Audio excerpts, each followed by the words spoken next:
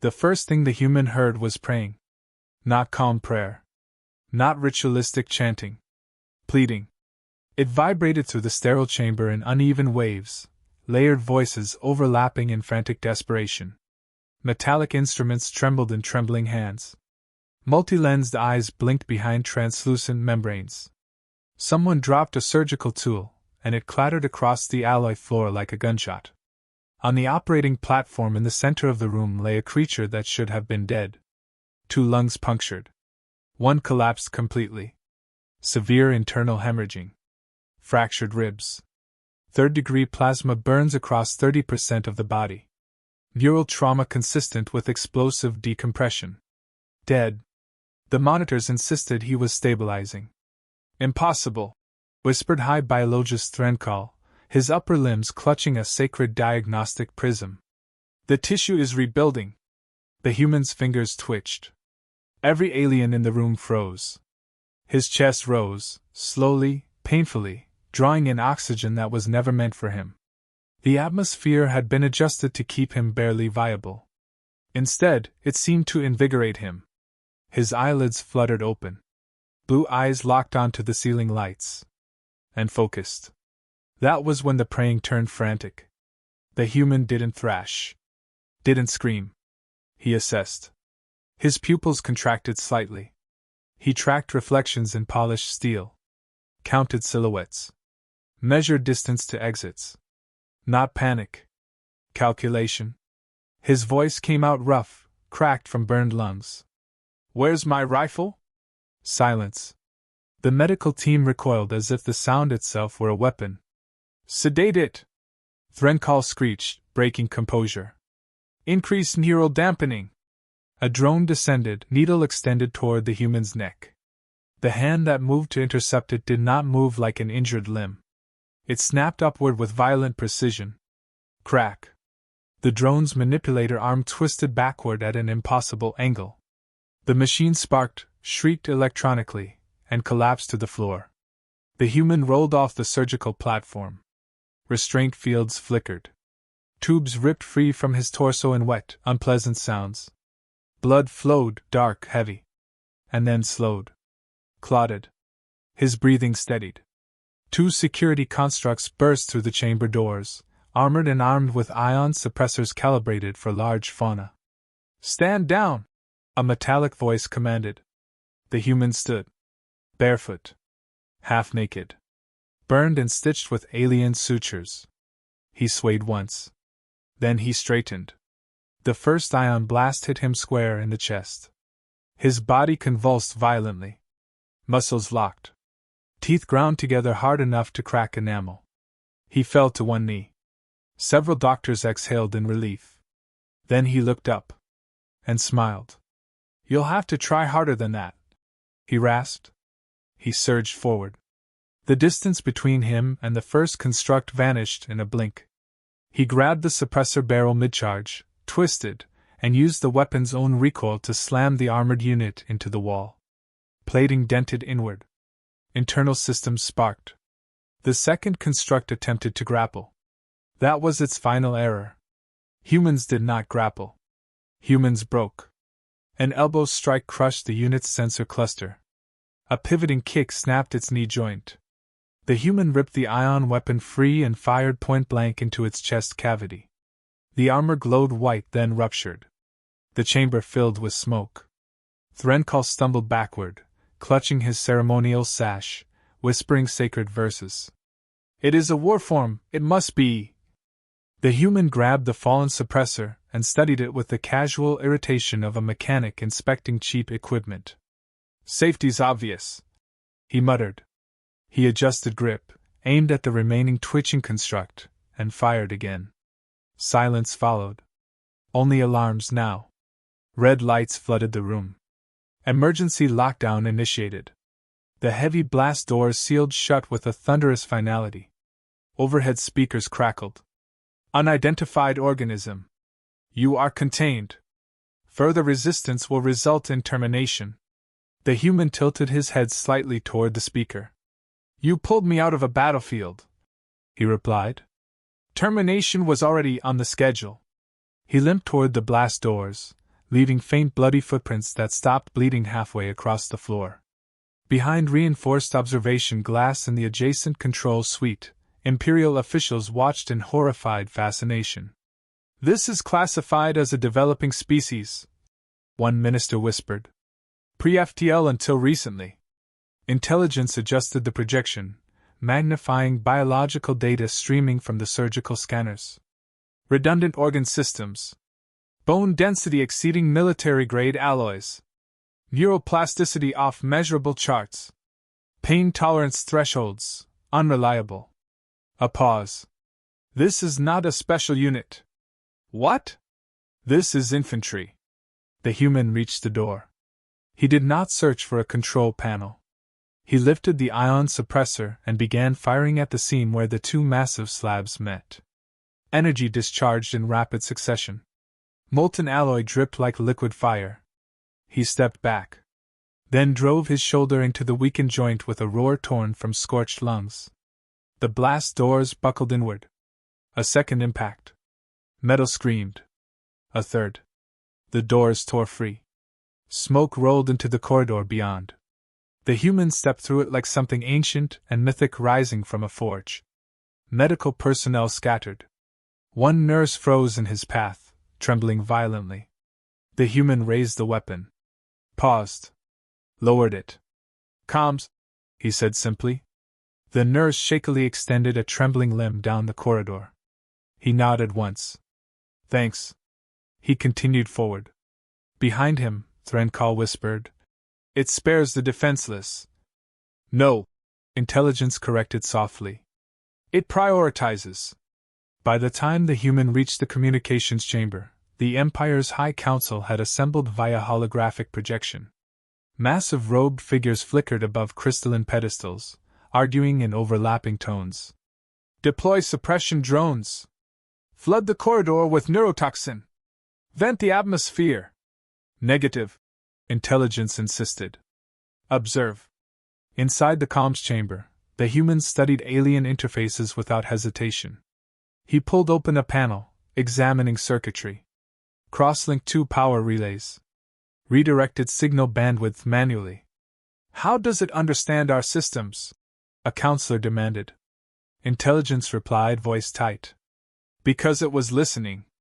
The border skirmishes. The mysterious debris signatures. The lone transport destroyed in neutral space. Not random. Not piracy. A probe. The human finally forced a transmission channel open. Static cleared. He leaned toward the emitter.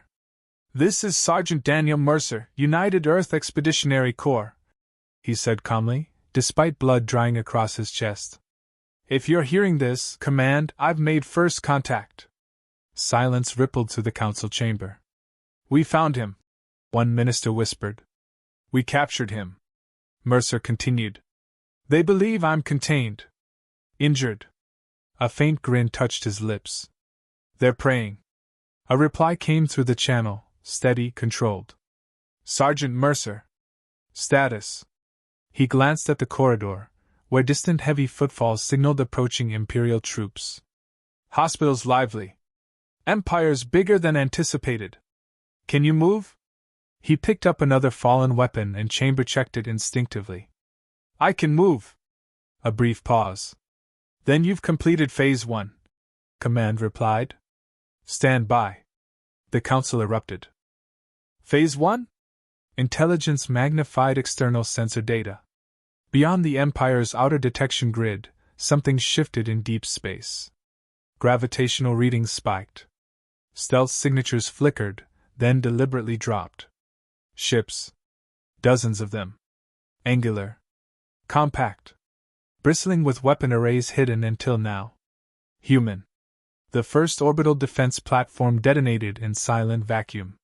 The hospital trembled. Daniel Mercer exhaled slowly. "You shouldn't have pulled me out of that wreck," he murmured. Imperial shock troops rounded the corridor corner, weapons charged. Mercer raised his stolen rifle, squared his stance, and smiled, a tired, bloodied, deeply satisfied smile. "No," he said. "Let's talk about escalation." The corridor shook like it had been alive.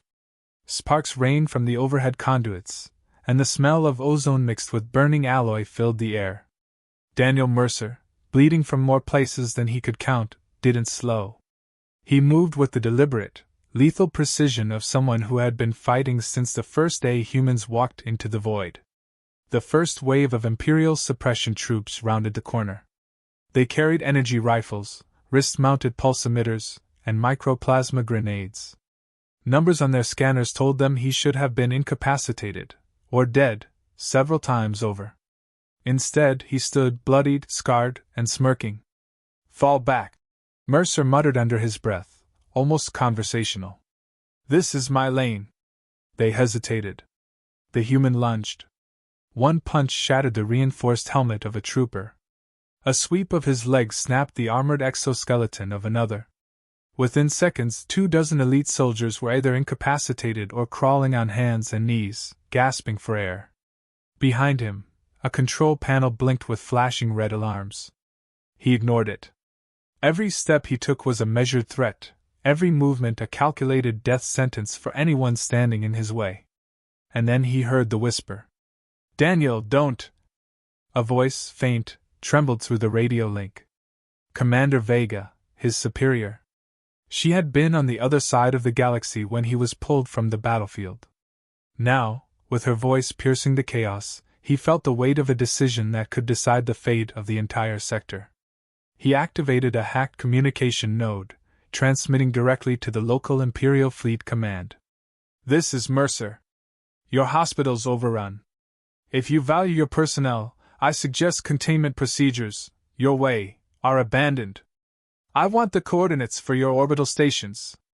I want the nearest supply depot. And I want them now." Static. Then a voice, trembling, hesitant, alien, speaking in guttural tones that Mercer understood perfectly. The translator implant had been recalibrated mid-battle. "You cannot threaten the Empire." Mercer grinned through blood and sweat. "Oh, I can. And I will. Especially since you underestimated humans." And then the building shook. Something far heavier than him slammed into the reinforced outer hull. A transport ship had breached orbit and was plummeting, shields failing, engines screaming in reverse burn. He turned his head and saw the hospital's glass observation dome start to fracture under the impact. Alien engineers and doctors screamed, falling to the floor as debris rained down. Mercer seized a plasma rifle from a fallen trooper and ran toward the collapsing exit ramp. He paused. Calculated. Smiled. "They always make this mistake," he muttered. Humans didn't just fight. Humans calculated terror, deployed genius, and used every disadvantage as a weapon. The transport hit, tearing a section of the hospital into scrap. Explosions rippled through corridors, forcing a dozen alien medics to abandon the floor. Mercer dove through the chaos, firing bursts that vaporized incoming drones. Each shot was deliberate. Each hit precise. He reached the control hub, ripped open the main console, and started uploading a virus. Not just any virus, a neural override designed to hijack Imperial automated defense systems. He paused, fingers hovering over the final key sequence.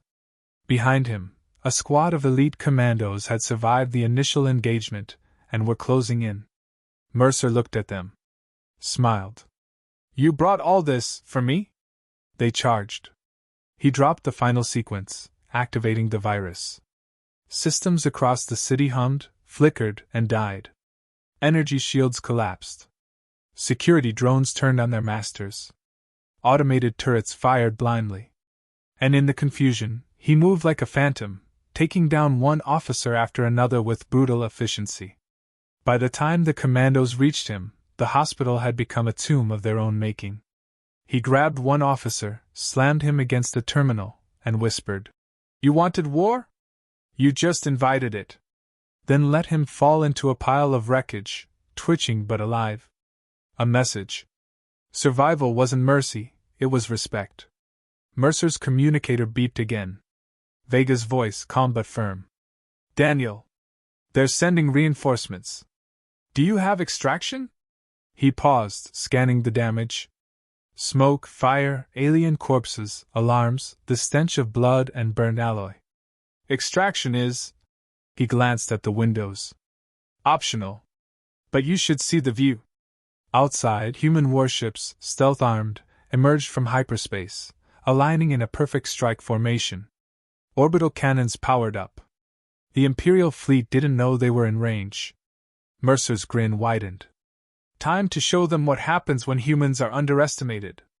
The first orbital station vaporized in a flash so bright it painted the corridor red. Shouts echoed through the remaining command staff. Alarms screamed. Drones collided with walls. Security systems failed catastrophically. He ducked behind a crumbling wall, smearing blood from his brow, and watched the chaos he had orchestrated. The aliens had always believed humans were primitive, incapable of coordinated tactics beyond brute force. They had no idea humans were as comfortable calculating and improvising under pressure as they were in physical combat. Mercer picked up a flamethrower from a nearby armory locker. Without hesitation, he ignited it. Corridors became rivers of fire, flushing out surviving soldiers. His laughter echoed above the screams.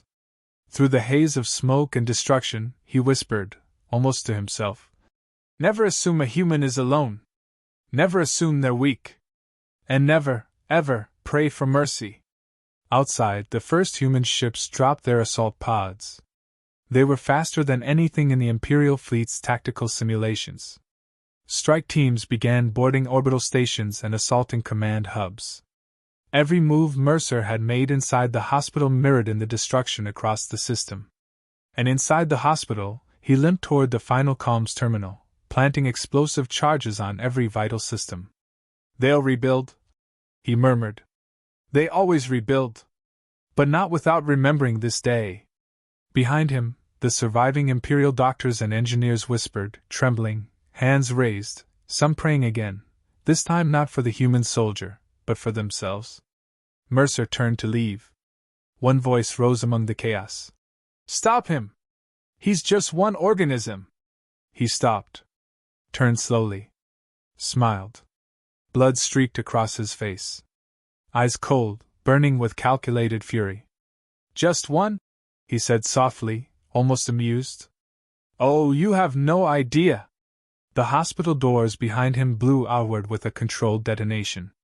Fire, smoke, and shattered metal cascaded into the courtyard. Outside, Mercer's ride waited. The human strike pods aligned, engines humming with lethal promise. He stepped onto the waiting pod. His silhouette framed against the burning horizon of the alien city, a human soldier who should have been dead a dozen times over. And then he spoke, voice low, calm, terrifying in its certainty. "Phase 2 begins now." The pod dropped through the atmosphere like a meteor, heat shielding glowing red as it cut through the alien skies. Below, the city sprawled, towers of gleaming alloy, streets crowded with soldiers and civilians alike, but every eye seemed glued to the fires erupting from the hospital. Alarms wailed, drones swarmed, and yet no one dared approach the falling pod. Daniel Mercer gripped the controls, scanning the comm feed from Vega. Her voice was calm, but there was an edge. "Mercer, what's your assessment? Situation's deteriorating fast." He smirked, even through the grime and blood.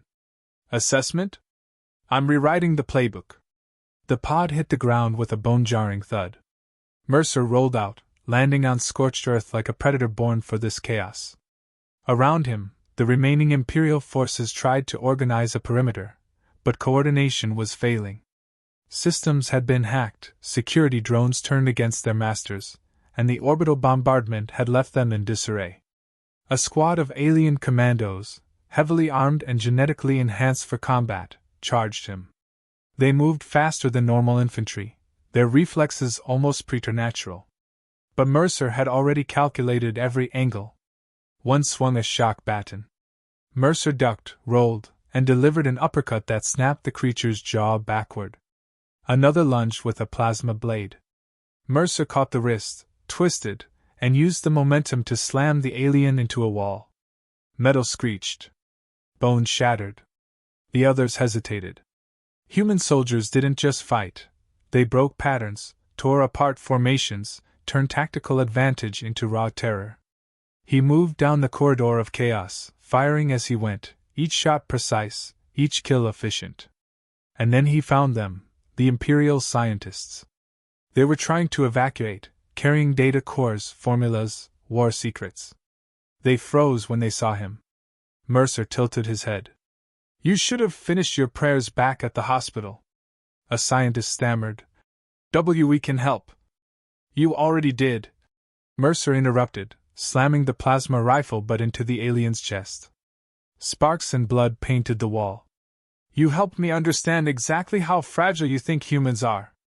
He dragged the data cores into the open, laid them on the ground, and activated the pod's uplink. Within seconds, the contents were transmitted to Earth's military networks. Strategic plans, fleet compositions, experimental weapons, all now human property. Outside, orbital strikes continued to rain down. Mercer's pod was a beacon for the incoming human forces, who were swarming into the system faster than the aliens could react. Entire battle fleets materialized from stealth jump points, catching the Imperials off guard. The command center tried to respond, launching interceptor drones. Mercer grinned.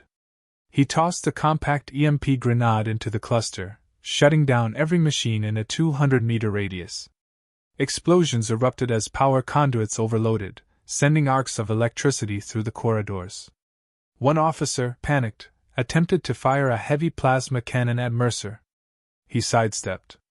The shot tore through a wall behind him, sending shards of alloy flying. He fired twice, both shots precise, vaporizing the officer mid-sentence. A voice came over his communicator. Vega again. "Mercer, reports indicate they're sending reinforcements from nearby sectors. You're about to face a full-scale counterattack." He exhaled, letting the fire of adrenaline burn off slowly. "Good," he said quietly. "I was getting bored." In the streets below, civilians, many of them prisoners or unwilling conscripts, watched the chaos unfold. For a brief moment, some of them looked at Mercer not as a human soldier, but as a force of nature. A nightmare they hadn't prepared for. A predator with a singular focus. As the reinforcements landed, the aliens were forced to adapt, or die. Yet every maneuver they made had been anticipated. Humans didn't just fight with weapons, they fought with ingenuity, improvisation, and the terrifying willingness to do the unexpected. Mercer planted charges on the remaining orbital communication towers. Every network they had relied upon was about to go dark. And as the last detonator clicked, he looked up at the sky, at the approaching human fleet. "They thought one soldier was a problem," he muttered to himself. "Wait until they realize there's an army behind him." The first reinforcements stormed into the city, a mix of elite infantry and mechanized units. Mercer moved through them like a shadow, drawing them into traps, collapsing buildings, redirecting automated turrets. Every kill was calculated, every action amplified by chaos. One alien commander, cornered and desperate, finally raised his weapon at Mercer. "You will not survive this!" Mercer laughed, low and chilling. "I'm not here to survive. I'm here to win." He charged. The officer fired. Mercer sidestepped, grabbed the rifle, and slammed the alien into a wall. The sound of cracking bone echoed through the empty streets. From above, human ships began orbital drops, boarding Imperial cruisers, disabling engines, and turning their own weapons against them. Mercury engines flared, missiles detonated in space, and the galaxy watched as the supposedly primitive humans executed a campaign of devastating precision. And Mercer? He continued to move through the ruins like a storm incarnate, leaving whispers of the human soldier in his wake, an unstoppable, unpredictable force. He paused for a moment amidst the smoke and fire, breathing heavily, staring at the horizon. The city was burning, the fleet in disarray, and the aliens, terrified. A faint smirk tugged at his lips. "They underestimated us," he muttered. "Every single one of them. And they'll remember this day for centuries." Then, without hesitation, he vanished into the shadows of the city, ready to strike again, to dismantle the Empire piece by piece, and to prove that humans were never to be underestimated. By the time night fell over the alien city, the streets were rivers of fire, smoke curling into the violet sky like the fingers of some vengeful god. Daniel Mercer moved through the chaos with surgical precision, each step measured, each breath controlled. He was bleeding, bruised, half of his body torn apart by earlier blasts, but he didn't slow. Humans never did. Not when there was work to finish. Imperial reinforcements kept pouring in. Waves of genetically enhanced soldiers, mechanized units, and aerial drones tried to flush him out. Yet every trap Mercer encountered became a weapon of his own design. Explosions cascaded in impossible patterns. Corridors collapsed, forcing soldiers into kill zones he had predicted moments before. Every maneuver taught the aliens a single terrifying lesson. Humans did not follow patterns. They created them, they broke them, they weaponized them. Through the haze of battle, Mercer found the Imperial Command Center. It was a towering spire of gleaming alloys, supposedly impregnable. Yet its defenses were failing. Energy shields flickered, automated turrets targeted each other. Panic was written into every hallway. He stepped into the main chamber. The counselors, those who had survived, stared at him with wide, unblinking eyes. The high biologist Threnkall fell to his knees, shaking, unable to process the carnage. "Daniel Mercer," one counselor gasped, voice trembling. You cannot be alive! You were mortally wounded, you were." "Dead?" Mercer asked, voice calm, almost amused. He lowered the plasma rifle and looked around. "I'm not dead. I'm human." He advanced slowly, methodically, letting his presence crush the room with the weight of inevitability. Why are you doing this?" another asked, tears streaming down his segmented face. Mercer's eyes narrowed. "You call us primitive. You call us fragile. You treat humans like bugs, like things that can be ignored until convenient. I'm here to correct your assumptions." He crouched to examine the data cores he had seized earlier.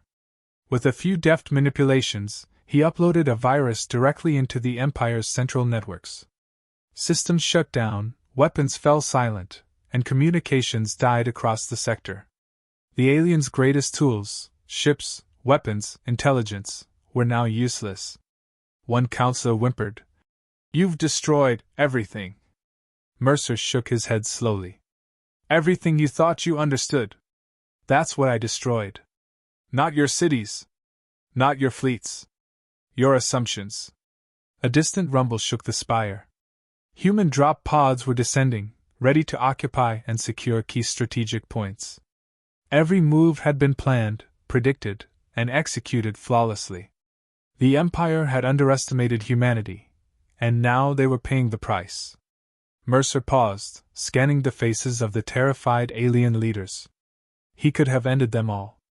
He could have wiped out every single one of them and left nothing but ruin. Instead, he chose a lesson. "You'll survive," he said, voice low and heavy with authority. "But you will never forget. Humans are not weak. We are relentless. We adapt. We fight with your weapons, your technology, your own arrogance, and we win." He activated a final charge in the command center, not to kill, but to disable. Lights flickered and died, leaving the counselors in darkness. The building's infrastructure hummed down to silence. Every surveillance camera, every automated defense drone, every communication link, disabled. Then, Mercer turned and walked away.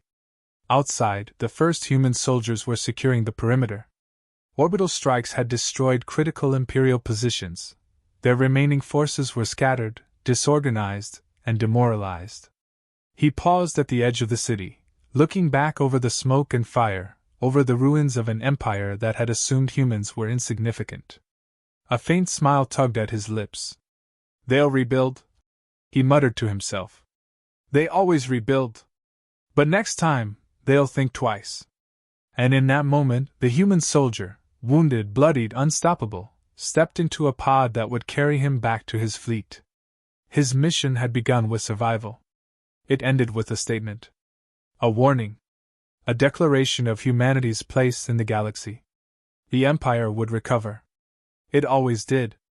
But Daniel Mercer had ensured that the next time they encountered a human, They would remember the soldier who walked through fire, who laughed in the face of impossible odds, who made gods pray. And the galaxy would know, never, ever underestimate a human. The pod launched. Engines flared. A trail of burning exhaust carved a streak across the alien sky. Mercer leaned back, closing his eyes. For a moment, he allowed himself the briefest thought: survival. Revenge. Humanity. Then, almost imperceptibly, a grin crossed his face. Phase 3, he whispered. Time to remind them what fear looks like. The stars awaited. And humanity had just woken the galaxy.